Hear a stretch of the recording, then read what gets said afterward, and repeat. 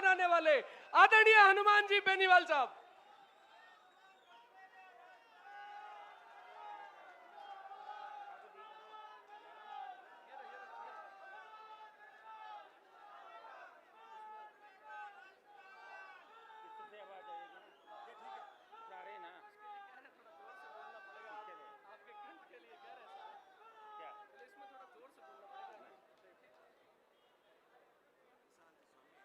हाँ, अच्छा बोलता है। ये नाम लिखें।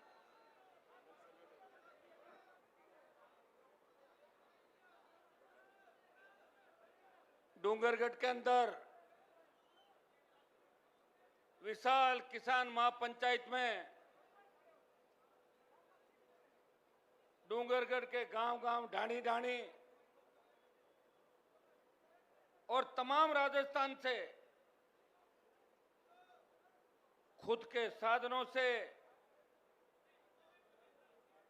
इस तपती धूप में अपने अपने साधनों से आके इस राष्ट्रीय लोकतांत्रिक पार्टी को, जो राजस्थान में व्यवस्था परिवर्तन की मुहिम चला रही है, पिछले 5 घंटे से ज्यादा समय से आप लोगों ने इंतजार करके ये संदेश दिया कि हम इस बार बदलाव करेंगे। मैं हृदय से आपका आभार प्रकट करता हूं, बहुत बहुत आपको धन्यवाद देता हूं कि 16, 17, 18 के अंदर जितनी भी हुंकार रैलियां राजस्थान के अंदर हुई, उसमें मैं खुद आपके बीच आता था और आप मेरे बुलावे पे आते थे।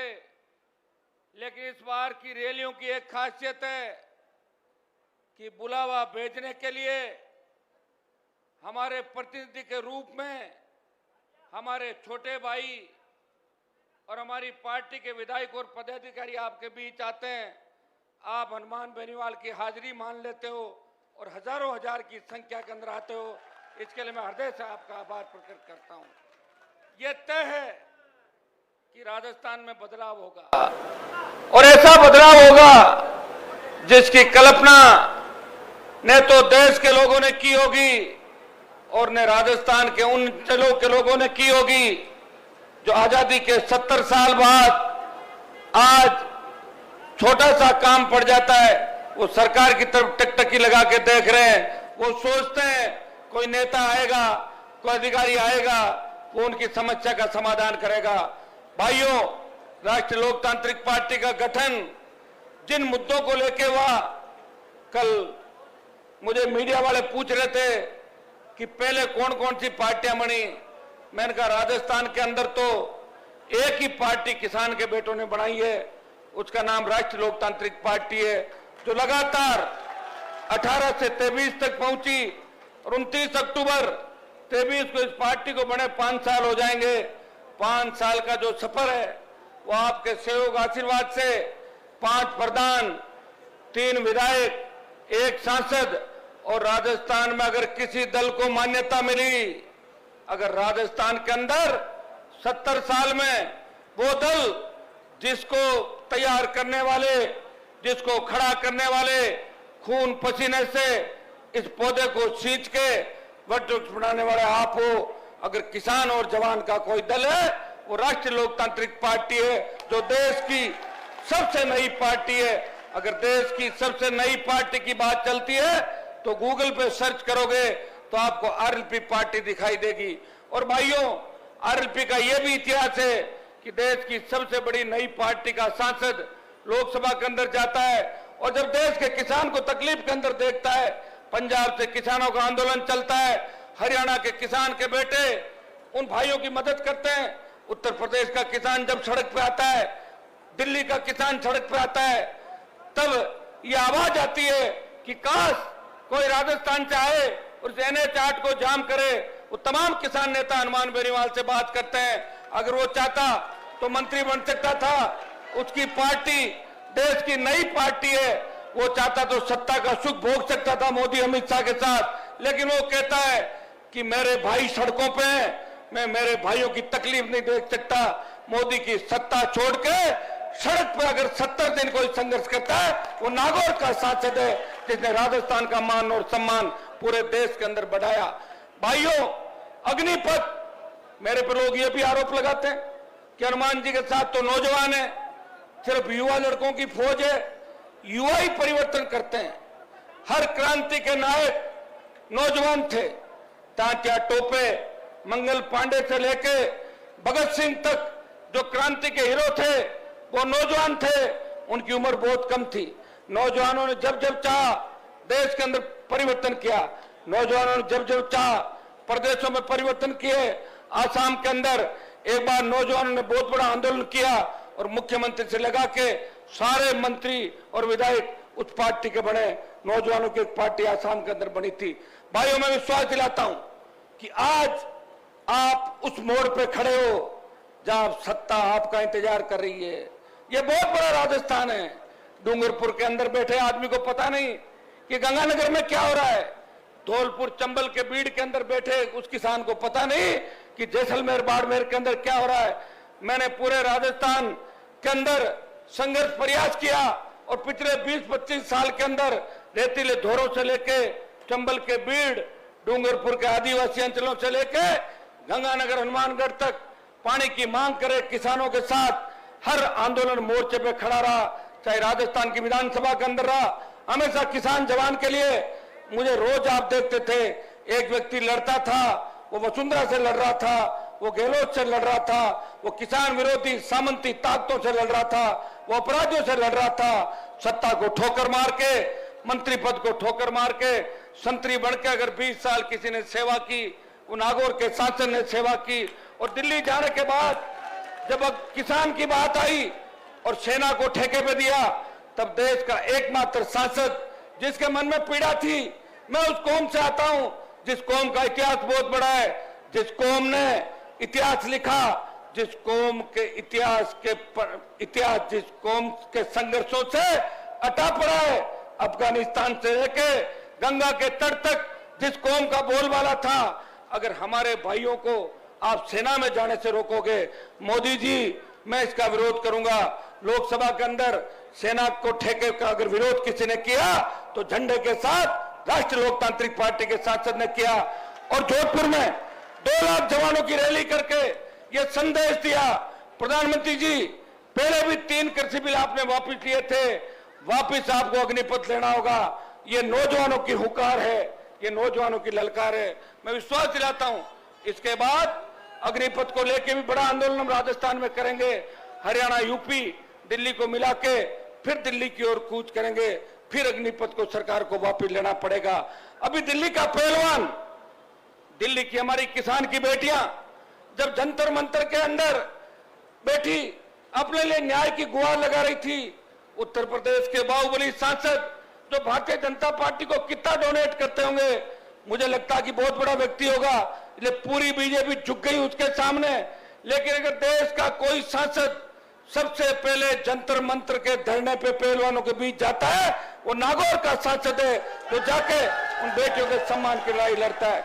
उसके बाद लोकसभा का नया भवन बनता है। लोकसभा के नए भवन के उद्घाटन पे कांग्रेस अपनी राजनीतिक रोटियां सेकती है।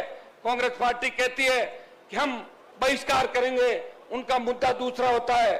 बीजेपी अंदर जाने की बात करती है। एनडीए यूपीए में देश बन जाता है, उन पहलवान बेटियों को भुला दिया जाता है। तब इस देश के किसान का एक बेटा हनुमान बेनीवाल ये कहता है कि पहलवान बेटियों को न्याय नहीं मिला, मैं नए लोकसभा भवन के अंदर नहीं जाऊंगा। ये अगर किसी ने त्याग समर्पण किया, आपके भाई ने किया, और पहलवानों पर लाठीचार्ज होती है, पहलवानों को गिरफ्तार किया जाता है। अगर बजरंग को थाने से छुड़ा के कोई लाता है, वो नागौर का सांसद है, वो मयूर विहार थाने के अंदर जाके अपने भाई को छुड़ा के और बिना मुकदमे वापिस लेके आता है। भाइयों, ये छोटी सी कहानी मैंने दिल्ली की आपको बताई। आज राजस्थान के अंदर जो हालात है वो आपसे छिपे नहीं, देश के अंदर जो हालात है वो आपसे छिपे नहीं। मैं यहाँ इस कार्यक्रम की सफलता के लिए मैं धन्यवाद दूंगा हमारे छोटे भाई दानाराम जी, गिटाला, डॉक्टर विवेक माचरा, इन लोगों ने बहुत संघर्ष किया डूंगरगढ़ के अंदर। भाई विजयपाल जो 2-3 दिन से वहां बैठे थे मोर्चरी के अंदर, रेजीराम जी, सिजीराम जी गोदारा, तुलसीराम जी गोदारा, लक्ष्मण जी खिलरी सरपंच साहब, प्रभु जी गोदारा सरपंच साहब, रामूराम जी फुक्कर, शेर सिंह जी भाटी, सुनील बिश्नोई, सुखदेव बिश्नू, जावेद कामखानी, तुलसीराम डूडी, सोहनलाल लुहार, श्रवण जी सारस्वत, देवीलाल जी पूर्व सरपंच, धनाराम जी फौजी, चैनाराम जी तरट, धनाराम जी और हमारे पत्रकार भाई विशाल जो यहाँ कार्यक्रम की वो कर रहे थे, कालूराम जी गोदारा पंचायत सदस्य, ओम प्रकाश जी उप सरपंच, चैनाराम जी मेरिया सरपंच, ओम प्रकाश जी स्वामी, जयप्रकाश बांगड़वा, खाजूवाला, रेवती नायक ये जिलाध्यक्ष और महेंद्र सारण सरपंच सहित तमाम हमारी पार्टी के राष्ट्रीय महासचिव भाई मनीष चौधरी और खींवसर के विधायक छोटे भाई नारायण बेनीवाल, पार्टी के प्रदेश अध्यक्ष और भोपालगढ़ विधायक पुखराज जी गर्ग, जितने हमारे प्रधान बैठे हुए हैं, ये लालचंद जी मुंड अभी ताजा चुनाव लड़े सरदार शहर के अंदर, जिन्होंने भारतीय जनता पार्टी और कांग्रेस का दिमाग ठीक कर दिया था। सीताराम जी बैठे बगल में, चौधरी साहब बैठे उधर हमारे ताऊ जी और तमाम ये हमारे सारे प्रवक्ता, पार्टी के सारे पदाधिकारी, सम्मानित मंच और हजारों की तादाद के अंदर उपस्थित मौजूद बुजुर्गों, नौजवान साथियों, मेरे भाइयों, आज राजस्थान उस मोड़ पे खड़ा है। आप देखिए मुख्यमंत्री जी का बयान देखिए, किस तरह बयान दे रहे मुख्यमंत्री, और दिल्ली वालों को देखिए, जो भी उनके खिलाफ बोलता है उसको सीबीआई का डर दिखा देते हैं, ईडी का डर दिखा के उस नेता का मुंह बंद कर देते हैं। ये तो लोकतंत्र खतरे में है, लोकतंत्र की हत्या हो रही हिंदुस्तान के अंदर, लोगों को बोलने का अधिकार नहीं। अगर आम आदमी बोलना चाहता है तो राजस्थान की सरकार भी उसे तंग करती है और दिल्ली की सरकार भी तंग करती है। कांग्रेस की जब सरकार बनी थी राजस्थान के अंदर, तब ये बात चली थी कि किसानों का कर्जा माफ होगा। राहुल गांधी ने कहा था 1, 2, 3, 4, 5, 8, 9, 10 दिन में संपूर्ण कर्जा माफ। किसी ने पर्ची पकड़ाई और राहुल गांधी ने बोल दी 10 दिन में कर्जा कैसे माफ होगा, बताओ मुझे। और कर्ज माफ के लिए अगर बीजेपी के लोग कांग्रेस पर आरोप लगा रहे हैं वो झूठे हैं, वो भी चाहे तो कांग्रेस बीजेपी दोनों मिलकर, स्टेट और दिल्ली मिलकर देश के किसानों का कर्जा माफ कर सकती है। कर्जा माफी के आंदोलन को अगर हवा किसी ने दी तो नागौर के अंदर जब हमने हुंकार भरी थी और मध्य प्रदेश, मंदसौर और उन इलाकों में किसानों ने कर्ज माफी के आंदोलन को लेकर सीने पे गोलियां खाई और पूरे देश में कर्ज माफी के आंदोलन को हवा मिली थी। भाइयों, कर्जा माफ पहली आवश्यकता है। सरकार रात कैंप लगा रही है और बातें कर रही है, और प्रधानमंत्री जी तो लग रहा है किसानों के इतने विरोधी हो गए, उन्हें किसान नाम से ही नफरत हो गई। इसलिए प्रधानमंत्री को और उनकी पार्टी को चाहिए कि वोट लेने के लिए खाली ईडी, सीबीआई के अलावा किसान जवान की जो मौलिक समस्याएं, जो मूलभूत समस्याएं, उनका समाधान करे। किसान का कर्जा राजस्थान के अंदर संपूर्ण कर्जा माफ हो, देश के किसान का कर्जा माफ हो। भाइयों, ये 4 सालों के अंदर कर्ज नहीं चुकाने के कारण 19,422 किसानों की जमीन कुड़क कर ली सरकारों ने। इससे ज्यादा क्या बात होगी, आप बताएं मुझे। आज हालात बद से बदतर होते जा रहे हैं। हमारे किसानों के बेटे जीतते तो समाज के नाम से और किसान के नाम से। कोई अशोक गहलोत को पॉलिटिकल पापा कहता है, कोई वसुंधरा को अपनी मम्मी कहता है और वोट आपसे लेता है और मम्मी पापा दूसरों को कहते हैं। उन लोगों का भी हमें ध्यान रखना होगा, हमें ऐसे लोगों को जिताना है। एक आप लोग क्या दयालु बहुत हो, आपको दया आ जाती है, लेकिन दया एक बार ही करो, दोबारा नहीं। अगर कोई कपड़े फटा हुआ सड़क पे घूम रहा है तो उसको एक बार अच्छे कपड़े बना दो और एक बार सिखा दो, और फिर भी वो नहीं मानता है तो उसको घर बिठा दो, दूसरे को मौका दो। ऐसे तो जीवन निकल जाएगा, कैसे काम चलेगा। जिस डूंगरगढ़ के अंदर मैं भाषण दे रहा हूं, वहां वीर तेजा जी के भक्तों की, जसनाथ जी के भक्तों की, राम साहब पीर भैरून जी के भक्तों की, तमाम जो हमारे बीगाजी महाराज के भक्तों की कितनी बड़ी संख्या है। हाँ, ये सही है कि पिछली बार भी आपने कांग्रेस भाजपा को हरा दिया था, लेकिन जिताया किसको? जिसको जिताया क्या वो काम करने में कामयाब रहा? जिस पुल से, ये जिस रेलवे ट्रैक से मैं आया हूं, 15 मिनट 20 मिनट तो मेरी गाड़ी फंसी रही।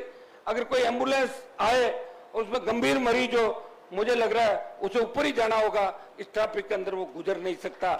इस रेलवे के आरओबी का निर्माण अगर 4 साल में आपका विधायक ने करा चुका और वो अशोक गहलोत की गोद में बैठा हुआ है, मुझे तो अचंभा होता आपके एमएलए का। एक बार तो जब सरकार गिर रही थी तब हल्ला हुआ था कि मैया जी कहां गए, बोले पायलट के साथ गए, और शाम को हल्ला हुआ कि पायलट के बाड़े से निकल के गहलोत के चले। कितनी स्पीड से भागे होंगे देखो आप। और गजब की फुर्ती दिखाई दिन शाम। और काश ऐसी फुर्ती वो डूंगरगढ़ के विकास के अंदर दिखाते। मैं तो सत्ता के खिलाफ हूं, मोदी भी मेरे नाराज है, गहलोत नाराज, वसुंधरा मुझे देखना नहीं चाहती, फिर भी खींवसर के अंदर आप जाके देखिए, शायद खींवसर विधानसभा क्षेत्र के अंदर 7-8 तो कॉलेज सरकार ने डर से खोल दिए थे। हमारे पूर्ववर्ती सरकार ने खोले, अब की सरकार ने 5 खोल दिए। और अब वहां झगड़ा सड़कों का नहीं है। नागौर, खींवसर, मेड़ता और इन इलाकों में झगड़ा यह है कि सड़क 375 नहीं 5.5 मीटर बने, ये झगड़ा चालू हो गया। 375 का तो झगड़ा ही समाप्त हो गया। और मुझे लग रहा बीकानेर में तो जहां कोलाहित के अंदर 14 को प्रभु जी और ये रैली कर रहे हैं, वहां तो अभी भी ऐसे गांव होंगे जो सड़क मार्ग से नहीं जुड़े। मैंने राजस्थान को नापा है, जगह जगह बहुत से इलाके ऐसे हैं जहां के जनप्रतिनिधि सुस्त और कमजोर है, उन इलाकों में विकास नहीं हो रहा है। डूंगरगढ़ प्यासा है, डूंगरगढ़ की धरती पानी मांग रही है, वो पीने का पानी यहाँ का आम आदमी मांग रहा है और सिंचाई का पानी यहाँ के लोग मांग रहे हैं। अगर हमारे नेताओं की सोच ठीक होती, 60 साल पहले इंदिरा गांधी नहर सहित हरियाणा से जो नहरें आती है, अगर राजस्थान के अंदर उन नहरों से सिंचित क्षेत्र बढ़ा दिया जाता तो हमारे बच्चे भी इंग्लैंड, अमेरिका, जर्मनी के अंदर पढ़ते। लेकिन नेताओं की सोच अच्छी नहीं थी। उनकी सोच थी कि मैं, मेरा बेटा, मेरे बेटे की बहू और मेरा भतीजा या मेरा भांजा, इससे आगे नहीं बढ़े और आपको विकास के अंदर पीछे धकेल दिया। मैं धन्यवाद दूंगा नौजवानों का। क्या महाराष्ट्र गए, गुजरात गए, मद्रास गए, बेंगलोर गए, हैदराबाद गए, आपने वहां पे समाज का मान सम्मान बढ़ाया और यहां से हजारों हजार बच्चों को वहां रोजगार दिया। और उसी के परिणाम है कि आज हमारा समाज, शेड्यूल कास्ट के हमारे भाई, ओबीसी के दूसरे भाई धीरे धीरे आगे बढ़ रहे हैं। अगर हमारे नेताओं की सोच ठीक होती तो हम 50 साल पहले आगे चले जाते। आज अगर हम आगे आए तो इसमें सोशल मीडिया का बहुत बड़ा योगदान है। दुरुपयोग भी है, चीज का अगर उपयोग होगा दुरुपयोग भी होगा। गलत तरीके से सोचें तो कोई सही बात सोचता है उसका उपयोग है, और गलत बात चाकू है, सब्जी काटने काम आता है और किसी को मौत के घाट भी उतार देता, उतारता नहीं उतारता। तो सही सोचें। अगर सही सोच के साथ अपन चलें तो जो क्रांति आई इस देश के अंदर वो पिछले 8-10 साल के अंदर ही आई है। जब मोबाइल नेटवर्क आया 15 साल में, सोशल मीडिया आया, इंस्टा और आपके दूसरे ट्विटर आया, इससे आप एक दूसरे को जानने लगे। आज हनुमान बेनीवाल डूंगरगढ़ के अंदर सभा को संबोधित कर रहा है, पूरा देश देख रहा है, पूरा विश्व देख रहा है। इस क्रांति जो आई है ये बहुत कम समय के अंदर आई है। मैं भाइयों एक बात आपको और कहना चाहूंगा, विशेषकर नौजवानों को, कि नशे की प्रवृत्ति से राजस्थान और देश का नौजवान खात्मे के कगार पे। सबसे ज्यादा भोले भाले हमारे किसान के बेटे, वो किसी के झांसे में आ जाते हैं।